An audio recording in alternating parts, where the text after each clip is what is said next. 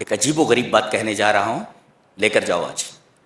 حضرت عبداللہ ابن مسعود رضی اللہ تعالیٰ عنہ نے ارشاد فرمایا کہ اس سورہ کریمہ میں 5 آیتیں ایسی ہیں جو مجھے دنیا اور دنیا کی جتنی بھی دولت ہے سب سے زیادہ محبوب ہے۔ اللہ اکبر۔ دنیا وما فیہا، دنیا اور دنیا میں جتنی چیزیں ہیں ان سب سے زیادہ محبوب اس سورہ کریمہ کی 5 آیتیں۔ پہلی آیت، ان اللہ لا یظلم مثقال ذرہ، بے شک اللہ ذرہ برابر بھی ظلم نہیں کرتا ہے۔ ایک مفسر نے لکھا ہے الحدید یوزن بالطن والفواکہ توزن بالکیلو والذہب یوزن بالجرام والالماس یوزن بالقیرات وَأَمَّا الْأَعْمَالِ فَبِالذَّرَّةِ۔ اللہ اکبر، کتنی اچھی بات کہی۔ کہا کہ لوہے کو ٹن سے تولا جاتا ہے،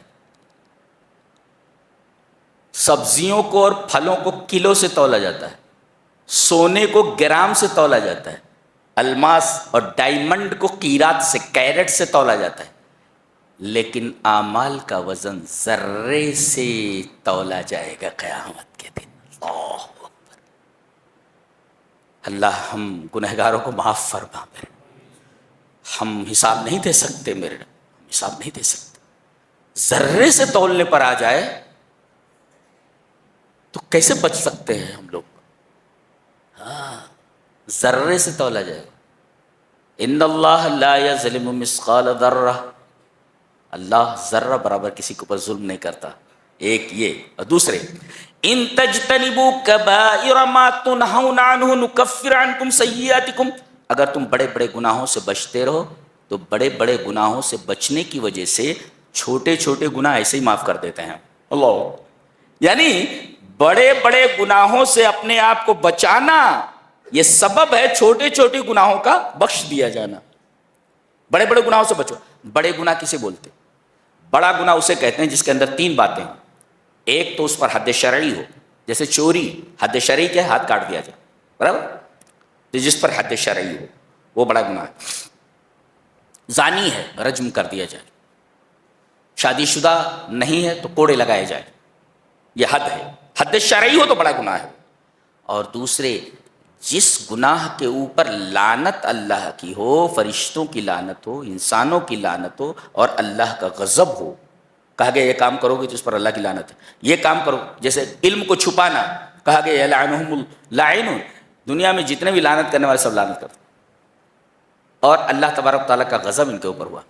دیکھو پر تو گویا کہ جس پر حد شرعی ہو کہ اس گناہ پر یہ حد لگائی جائے گی، چوری کرو گے تو ہاتھ کاٹ دیا جائے گا، یہ حد ہے، تو یہ چوری بڑا گناہ ہے۔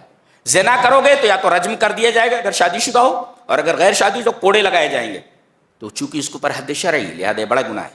اچھا، اور دوسرا ہے کہ لعنت ہو اللہ کی اس عمل کے اوپر، اگر ایسا کرو گے تو اللہ کی لعنت، ایسا کرو گے تو اللہ کا غضب، تو جس فعل کے اوپر اللہ کا غضب، اللہ کی لعنت، بڑا گناہ ہے۔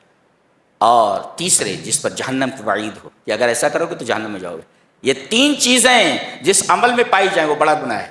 اس کے علاوہ جتنے بھی گناہ ہیں سب چھوٹے گناہ ہیں۔ لہذا ان تمام گناہوں سے اگر بچتے ہو جو بڑے بڑے گناہ ہیں جن کے اندر یہ 3 شرطیں پائی جاتی ہیں، تو اللہ تبارک تعالیٰ تمہیں چھوٹے چھوٹے گناہ جو ہے تمہارے اسے معاف کر دے گا، بڑے بڑے گناہوں سے بچنے کی وجہ سے۔ تو یہ 2 آیتیں ہوئیں، اور تیسری ہے کہ وَمَن يَعْمَلْ سُوءًا أَوْ يَظْلِمْ نَفْسَهُ ثُمَّ يَسْتَغْفِرِ اللَّهَ یجد اللہ غفور الرحیم۔ جو آدمی چھوٹا گناہ کرے یا بڑا گناہ کرے پھر اللہ سے معافی مانگ لے تو اللہ کو وہ غفور الرحیم پائے گا۔ اللہ، یہ بالفعل آیت 3۔ اور چوتھی آیت ہے وَلَوْ أَنَّهُمْ إِذ ظَّلَمُوا أَنفُسَهُمْ جَاءُوكَ فَاسْتَغْفَرُوا اللَّهَ وَاسْتَغْفَرَ لَهُمُ الرَّسُولُ لَوَجَدُوا اللَّهَ تَوَّابًا رَحِيمًا، اگر یہ اپنے نفسوں کے اوپر ظلم کریں اور نبی کے پاس آئیں، یہ کہیں کہ اللہ کے رسول ہمارے لیے بخشش کی دعا کریں اور خود یہ بخشش اللہ سے مانگے، تو اللہ تبارک و تعالیٰ کو تواب اور رحیم پائیں گے۔ اور 5ویں آیت ان اللہ لا یغفر ان یشرک بہ ویغفر ما دون ذلک لمن یشاء، اللہ تمام گناہوں کو بخش دے گا سوائے شرک کرنے والے، شرک کرنے والے کو نہیں بخشے گا اللہ، اس کے علاوہ جس بھی گناہ کو چاہے معاف کر دے، اس کی مشیت کے اوپر ہے، معاف کرے یا سزا دے، سزا دے کر جنت میں ڈالے، لیکن مشرک کو کبھی نہیں بخشے گا۔ شرک کے اوپر کوئی کمپرومائز نہیں، جی جی، شرک کے اوپر کوئی کمپرومائز نہیں، لہذا بچو شرک کرنے سے، زندگی میں شرک نہیں آنا چاہیے، تو بہت خطرناک چیز ہے وہ، اس کے لیے بخشش کا دروازہ بند ہو جاتا ہے۔ یہ 5 آیتیں ایسی ہیں، عبداللہ ابن مسعود کہتے ہیں کہ مجھے دنیا اور ما فیہا سے زیادہ محبوب ہے۔